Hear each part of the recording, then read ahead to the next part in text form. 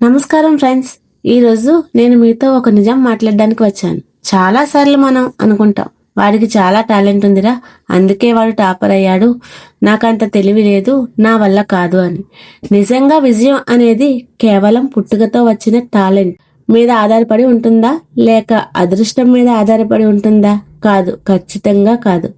ప్రపంచంలో అద్భుతాలు సృష్టించిన వాళ్ళెవ్వరూ పుట్టుకతోనే జీనియస్ కాదు. వాళ్ళని ఆ స్థాయికి తీసుకెళ్ళింది ఒక్కటే, అదే సాధన. అవును, నిరంతర సాధన. ఈరోజు మీ గుండెల్లో ఆ నిప్పుని రాజేయడానికే ఈ మాటలు వచ్చే 10 నిమిషాలు మీ జీవితాన్ని మార్చే 10 నిమిషాలు కావచ్చు. ఒక చిన్న కథతో ప్రారంభిద్దాం. ఒకసారి ఒక శిల్పి అడవిలో నడుచుకుంటూ వెళ్తున్నాడు. అతనికి అక్కడ ఒక పెద్ద రాయి కనిపించింది. ఆహా, ఈ రాయి ఎంత బాగుంది, దీనితో ఒక అద్భుతమైన దేవుడిని విగ్రహాన్ని చెక్కవచ్చు అనుకుని తన ఉలి మరియు సుత్తి తీసి ఆ రాయిని చెక్కడం మొదలుపెట్టాడు. మొదట దెబ్బ పడగానే ఆ రాయి నుండి ఒక శబ్దం వచ్చింది. వద్దు వద్దు, నాకు వద్దు, నాకు నొప్పిగా ఉంది, నేను భరించలేను, నన్ను వదిలే అని ఆ రాయి ఏడవడం మొదలుపెట్టింది. శిల్పి జాలిపడి ఆ రాయిని అలాగే వదిలేసి ఇంకొంచెం దూరం వెళ్లి మరో రాయిని ఎంచుకున్నాడు. ఈసారి రెండో రాయిని చెక్కడం మొదలుపెట్టాడు. ఆ రాయికి కూడా నొప్పి కలిగింది. కానీ ఆ రాయి అనుకుంది, ఈ నొప్పి తాత్కాలికం, నేను గనుక ఈ దెబ్బలని ఓర్చుకుంటే నా రూపురేఖలే మారిపోతాయి అని మౌనంగా భరించింది.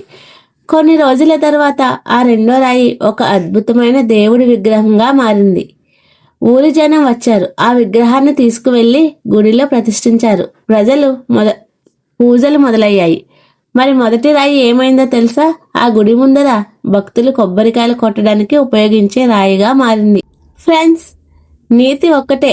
ఎవరైతే సాధన అనే నొప్పిని, కష్టం అనే దెబ్బలని భరించలేరో వాళ్ళు జీవితాంతం కొబ్బరికాయలు కొట్టుకునే రాయిలానే ఉంటే కష్టాలతోనే మిగిలిపోతారు. కానీ ఎవరైతే ఇప్పుడే ఈ స్టూడెంట్ లైఫ్లోనే సాధన అనే కష్టాన్ని ఇష్టంగా స్వీకరిస్తారో వాళ్ళు గుడిలో విగ్రహంలా అందరితో పూజించబడతారు, గౌరవించబడతారు.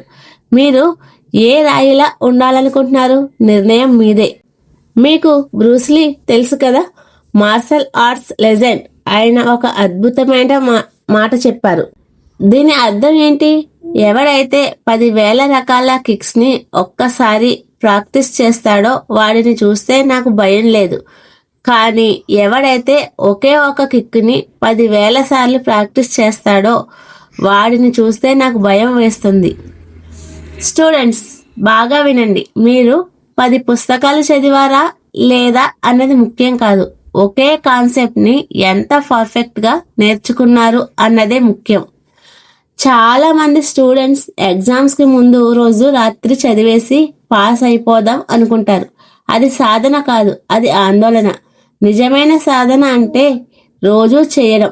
ఒక రోజు 10 గంటలు చదివి 3 రోజులు రెస్ట్ తీసుకోవడం కాదు. రోజుకి 2 గంటలే చదువు, కానీ ప్రతిరోజు చదువు. కాన్సిస్టెన్సీ అంటే ఇదే.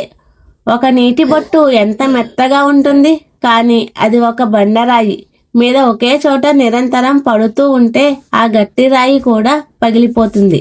అదే సాధనకు ఉన్న పవర్. నీ బ్రెయిన్ ఎంత డల్ గా ఉన్నా పర్లేదు, నువ్వు కాన్సిస్టెన్సీ అనే ఆయుధాన్ని వాడితే ఏ సబ్జెక్ట్ అయినా నీ కాళ్ళ దగ్గర వాలిపోవాల్సిందే. కానీ నాకు తెలుసు, ఇది చెప్పినంత ఈజీ కాదు. 2 రోజులు బాగానే చదువుతాం, 3వ రోజు బోర్ కొడుతుంది. అబ్బా, ఈ రోజు ఒక్కరోజు ఎంజాయ్ చేద్దాం, రేపు చదువుదాంలే అనిపిస్తుంది. గుర్తుపెట్టుకోండి, ఒకే పనిని మళ్ళీ మళ్ళీ చేయడం బోర్గానే ఉంటుంది. సచిన్ టెండూల్కర్కి నెట్స్లో బ్యాటింగ్ ప్రాక్టీస్ చేయడం బోర్ కొట్టలేదా? విరాట్ కోహ్లీకి జిమ్ చేయడం విసుగు పుట్టలేదా? వచ్చింది, కానీ వాళ్ళు ఆపలేదు. ఎందుకంటే వాళ్ళకి తెలుసు, ఆ బోర్ కొట్టే పని ఎవరైతే ప్రేమించి చేస్తారో వాళ్ళే ఛాంపియన్స్ అవుతారు. మీరు లెక్కలు చేసేటప్పుడు ఆన్సర్ రాకపోతే విసుగు వస్తుంది, పెన్ విసిరేయాలి అనిపిస్తుంది. అక్కడే ఉంది అసలైన పరీక్ష. ఎప్పుడైతే మీరు నాకు రావడం లేదు అని వదిలేస్తారో మీరు ఓడిపోయినట్లే. నాకు వచ్చేంత వరకు వదలను అని మళ్ళీ కూర్చుంటారో అప్పుడే విజయం మీ తలుపు తడుతుంది. మిమ్మల్ని మీరు ఒక 1% మెరుగుపరుచుకోండి. కేవలం 1%. ఈ రోజు నిన్నటి కంటే ఒక పేజీ ఎక్కువ చదవండి. ఈ రోజు నిన్నటి కంటే ఒక లెక్క ఎక్కువ ప్రాక్టీస్ చేయండి. 1 సంవత్సరంలో మీరు ఎంతలా మారిపోతారో తెలుసా? 37% మెరుగవుతారు. దీనినే కాంపౌండ్ ఎఫెక్ట్ అంటారు. మీరు ఈ రోజు చేసే చిన్న సాధన ఎవరికీ కనిపించకపోవచ్చు. గ్రౌండ్స్ లో ఒంటరిగా పరిగెత్తే వాడి కష్టం ఎవరికీ తెలీదు. గదిలో ఒంటరిగా దీపం వెలుతురుతో చదువుకునే వాడి కష్టం ఎవరికీ కనిపించదు. కానీ ఫలితాల రోజు ప్రపంచం మొత్తం మీ వైపు చూస్తుంది. మీ మార్కులు, మీ ర్యాంకులు, మీ ఉద్యోగం ఇవన్నీ ఈ రోజు అందరికీ కనిపిస్తాయి. అప్పుడు జనం అంటారు, వాడు ఓవర్ నైట్ స్టార్ రా అని. కానీ ఆ ఓవర్ నైట్ స్టార్ సక్సెస్ వెనుక ఎన్నో నిద్రలేని రాత్రుల సాధన ఉందని కేవలం మీకు మాత్రమే తెలుసు. ఫ్రెండ్స్, కాలం ఎవరి కోసమూ ఆగదు. ఈ రోజు నువ్వు అలసిపోయావని పడుకుంటే నీ పక్కన వాడు మేల్కొని చదువుతూ ఉంటాడు. రేపు పొద్దున్న ఇద్దరూ పోటీ పడినప్పుడు ఖచ్చితంగా వాడే గెలుస్తాడు. లే, మేల్కో. నిన్ను నువ్వు తక్కువ అంచనా వేసుకోవడం ఆపేయ్.